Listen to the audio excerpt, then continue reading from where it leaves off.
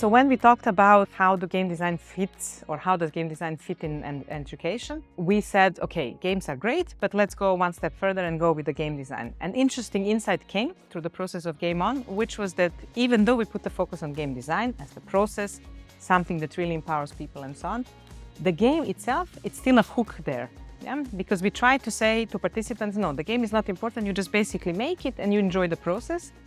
But in fact, no, it's the fact when you see your outcome, when you see this beautiful game, no matter what is the kind of skill in visuals and design and so on, where the real empowerment comes. Yeah?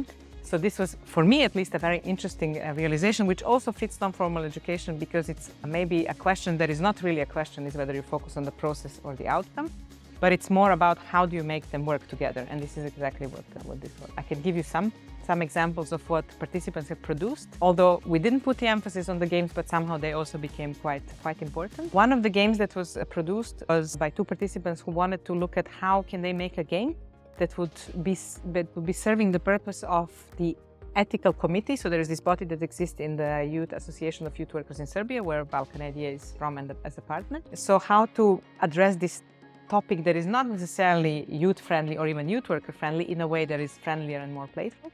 So they actually created a game that is kind of the race until the end game. They use Axolotl, which is the mascot of NAPOR, to go through different tasks and different stops and open the conversations about ethics there. The game, in fact, was, although that was not a requirement, but there was an enthusiasm from the participants produced.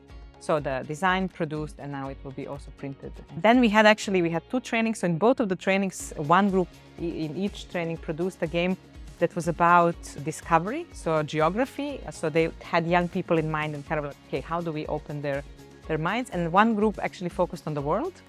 So it's to kind of motivate people to travel, discover the world, and to find out what they know.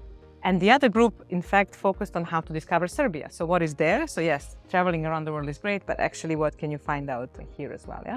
And then we had groups, for example, creating games about creative writing, which was a lot of fun. Then there was a group that actually thought about how to empower people to conquer the evils of the world and so on and so forth. So actually quite a lot of different things came out.